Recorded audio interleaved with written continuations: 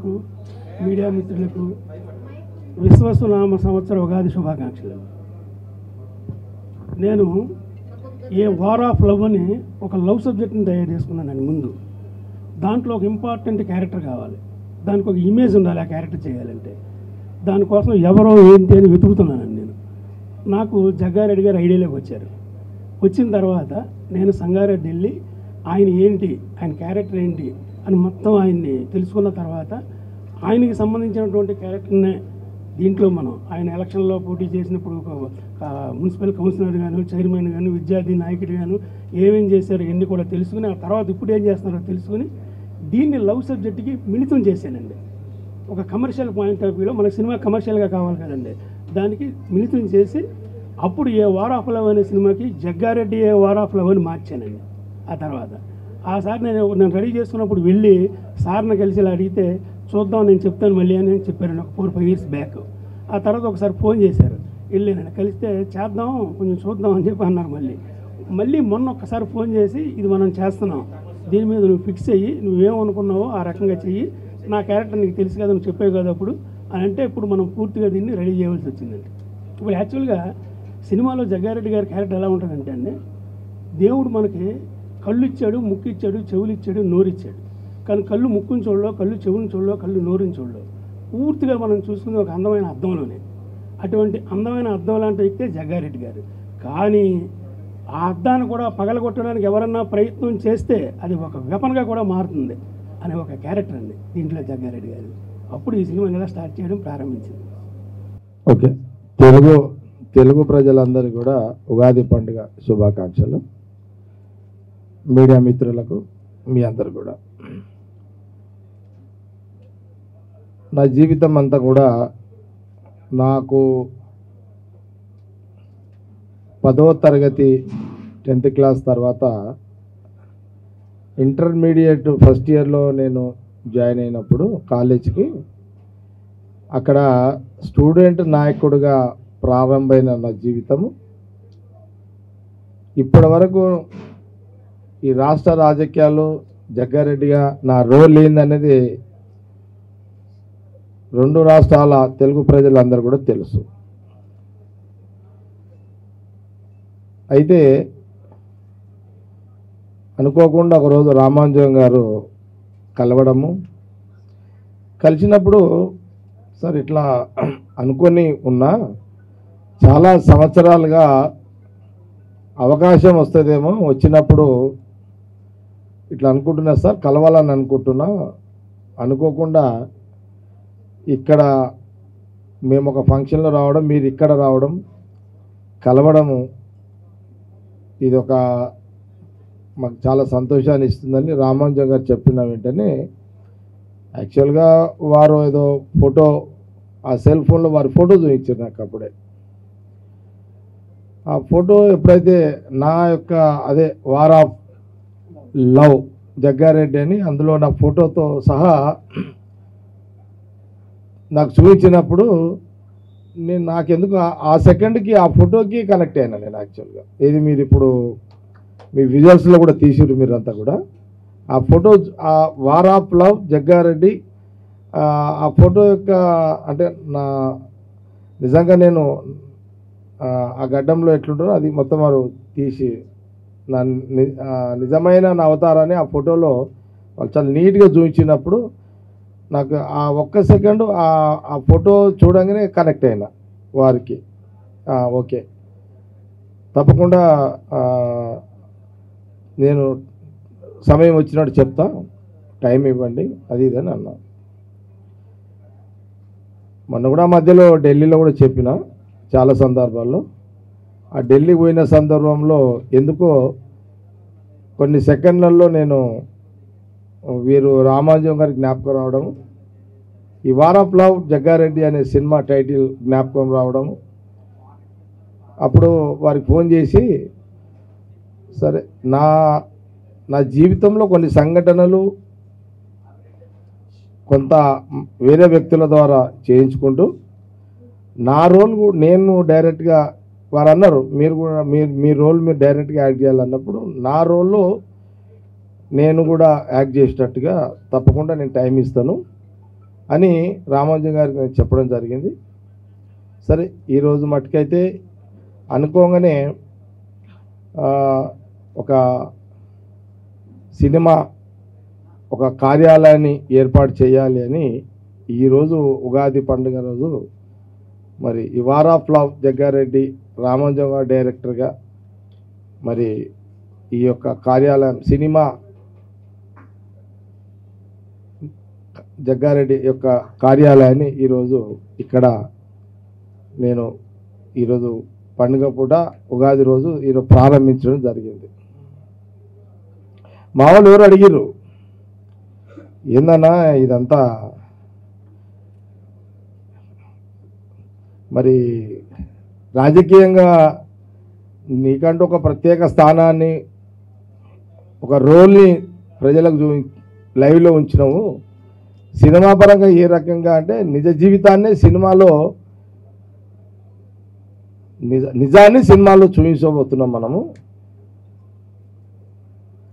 కార్యాలయం ఏందన్నా అని అడిగారు నన్ను. నేనన్నా ఈ వార్ ఆఫ్ లవ్ జగ్గారెడ్డి సినిమా ఆఫీస్ అంటే ఇది ఒక అడ్డా అని చెప్పిన. ఇది అడ్డా అంటే మీకు అర్థమవుతుందో లేదో, ఇది సినిమా ఆఫీసు జగ్గారెడ్డి అడ్డా ఈరోజు నుంచి. ఇదిగా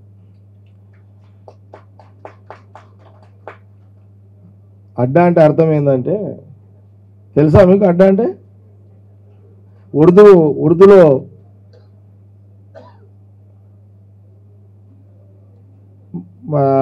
మేము బస్తీలలో తిరిగేటప్పుడు అరే కాయవే జగన్నా కాయ అంటే మా అడ్డాపే బయట అని అంటుంటే నేను అప్పుడు. కోసా అడ్డా అంటే బల్యాక అడ్డాపే బయట అంటుంటే నేను. అట్లా అడ్డా అంటే స్థావరం అని అర్థం అన్నమాట. ఓకే, కాబట్టి తప్పకుండా రాజకీయంలో ఒక రోల్ ఏ రకంగా అయితే నేను నిజ జీవితంలో ప్రజాక్షేత్రంలో ప్రజా జీవితంలో ఎట్లయితే సక్సెస్ఫుల్గా ఒక ప్రయాణం చేసుకుంటూ వస్తున్నానో అట్లాగే తప్పకుండా రామానుజం గారు ఏదైతే వాళ్ళు ఒక లవ్ స్టోరీ ఎట్లయితే తీసుకున్నారో దానికి నా రోల్ అయితే ఉన్నదో అది క్రమంగా తర్వాత డైరెక్టర్ గారు మళ్ళీ నెక్స్ట్ తర్వాత మళ్ళీ మీకు చెప్పడం కూడా జరుగుతుంది. అందుకే నా కూతురు జయలక్ష్మి పేరు మీదనే ఈ యొక్క సినిమా జయలక్ష్మి సినిమాస్ అని పెట్టడం కూడా జరిగింది. మరొకసారి తెలుగు ప్రజలందరూ కూడా ఉగాది పండుగ శుభాకాంక్షలు తెలియజేస్తూ అందరికీ నా నమస్కారం.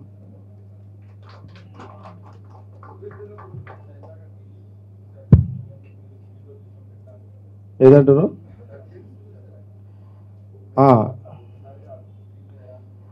ఏదో స్క్రీన్ మీద ఇప్పుడు టీజే మీరు రిలీజ్ చేసింది, డైరెక్ట్గా రిలీజ్ చేసిందా ఆ పోర్షనా?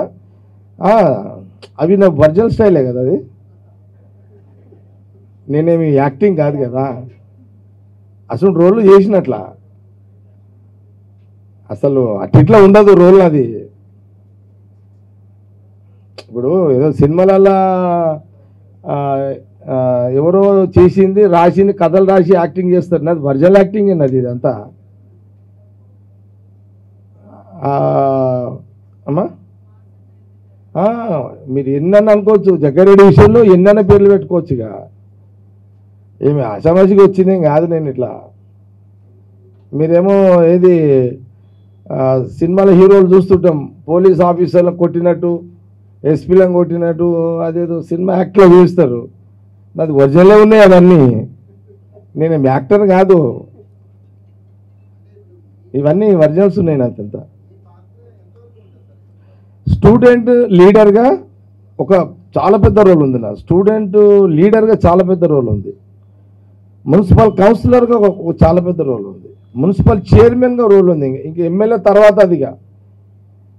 ఈ సినిమాకి నా నిజ జీవితంలో ఒక స్టూడెంట్ లీడర్గా, ఒక మున్సిపల్ కౌన్సిలర్గా, మున్సిపల్ చైర్మన్గా ఆ రోజులలో నేను పడ్డ కష్టాలు, నేను పడ్డ ఆ స్ట్రగుల్స్, ఆ రిస్క్ గేము, ఇవన్నీ చాలా ఉన్నాయి అందులో.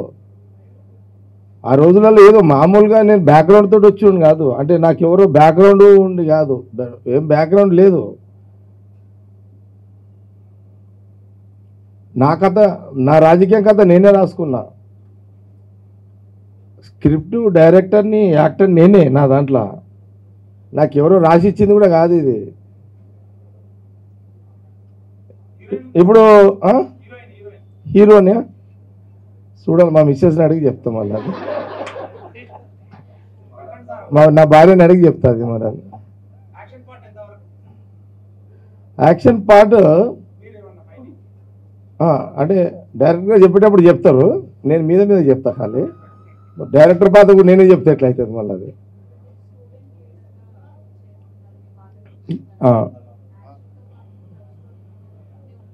వారు డైరెక్టర్గా రామంజీ గారు ఏమన్నారంటే, నాకు వారు చెప్పారు ఒక మాట. ఏమన్నారంటే, సార్ ఒక ఇద్దరు ప్రేమికులు, వాళ్ళ తండ్రి ఒక పవర్ఫుల్ విలన్ అనుకోండి, లేకపోతే ఇంకేదైనా అనుకోండి, ఏదైనా కావచ్చు, పొలిటీషియన్ కావచ్చు, విలన్ కావచ్చు, విలన్ కమ్ పొలిటీషియన్ కావచ్చు, ఏదైనా కావచ్చు. నాకు డైరెక్టర్ రామాదేవి గారు చెప్పారు, సార్ నా కథ వాళ్ళకెట్లా తెలుస్తుంది అని అంటే, ఆ పిల్లలకెట్లా తెలుస్తుంది అంటే అతని భార్య చెప్తుంది అనమాట. అతని భార్య కొంత నా గురించి తెలిసిన వాళ్ళు ఉంటారు కదా, జగరెడ్డి గురించి, వాళ్ళు చెప్తారనమాట. వాళ్ళు చెప్పేటప్పుడు స్టూడెంట్ లీడర్గా ఇట్లా, కౌన్సిలర్గా ఇట్లా, చైర్మన్గా ఇట్లా, మీ నాయన తోపు కావచ్చు, తోపులకే తోపు అయినా అనేది ఒక లెక్క వస్తుంది అనమాట. తోపు అంటే అది తెలుసా మీకు? అంటే మన తెలంగాణ యాసలో తోపు అంటే మనం యుద్ధంలో చేసి వాడతాం చూడు, తోపు అంటారు దాన్ని. ఏమంటారు నరసింహరావు? వెపన్, అదేదో అంటారు కదా, అది అన్నమాట. అంటే ఒరిజినల్గా నేను మీద చెప్తున్నా, ఇంకా చెప్పొచ్చా డైరెక్ట్ గారు? అది నేను అందుకే అడుగుతున్నా, మళ్ళీ ఇంట్రెస్ట్ పోతుంది, వారికే వదిలేస్తున్నా సస్పెన్స్ అంతా. కానీ ఒక మాట జనాలు నచ్చుతారు. నా నిజ జీవితంలో ఒక 4 అంశాలని, అందులో నా కష్టము, నా బాధలు, నా ఆవేదన, నా ప్రయత్నాలు, కుట్రలు, నా మీద జరిగిన కుట్రలు, కుతంత్రాలు, అంటే స్టూడెంట్ లీడర్గా ఉన్నప్పటి నుంచి చెప్తున్నా. అంటే మీరు ఇంకా అప్పటికి, ఇది ఎప్పటిదంటే ఇది 84-85లో మీరు పుట్టిరు ఎవరన్నా మీది? అంటే నేను 84, 85, 86 స్టూడెంట్ లీడర్గా ఉన్నప్పుడు సంగతి చెప్తున్నాను.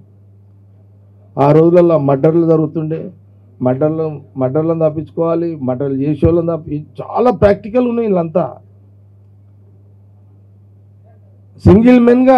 సింగిల్గానే ఇప్పుడు నా ఏమంటే 50 మంది 100 మంది ఈ ఎస్కాటు. ఇప్పుడు కూడా నేను డైరెక్టర్ గారు, నేను ఇప్పుడు కూడా పోలీసు వాళ్ళు ఎస్కాట్ పెట్టుకుని, నేను ఎస్కాట్ ఉండదు నాకు. దానికి ఒక అర్థం ఉంది, ఎస్కాట్ ఉండకూడదు. అది ఇప్పుడు తర్వాత చెప్తా మీకు, అది సినిమాలో చెప్తా. సారీ, అది కూడా పాయింటే.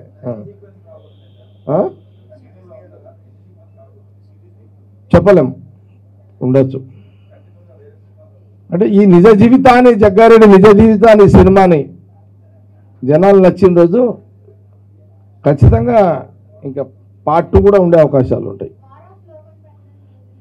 డైరెక్టర్ గారు చెప్పాలి. అది ప్రేమలే కదా. సరే, ఒకటి అంటే ఇందులో నా ప్రేమ కథ లేదు, మళ్ళా లేదు, నేను నా భార్య ప్రేమ కథనే, కానీ మా ఇద్దరు ప్రేమ కథ లేదు ఇందులో. సస్పెన్స్ చూద్దాం, తర్వాత మళ్ళీ చూపెడదాం ఫ్యూచర్లో మళ్ళీ ఏముందని. ముఖ్యంగా ఒక మాట ఏంటంటే, ఏదైనా మనకు హెల్ప్ చేసిన వాళ్ళకి రుణం తీర్చుకోవాలంటారు.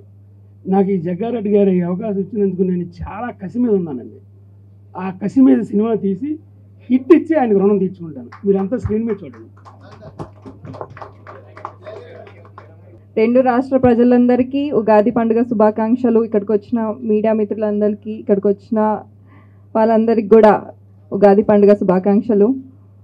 మరి ఈరోజు వార్ ఆఫ్ లవ్ జగ్గారెడ్డి మీకెంత తెలుసు నాకు అంతే తెలుసు. నాకు మా నాన్న స్టోరీ మొత్తం తెలీదు, నేను కూడా మూవీలో చూసి అసలు నాన్న ఇంతవరకు ఎట్లొచ్చిండో తెలుసుకోవాలి.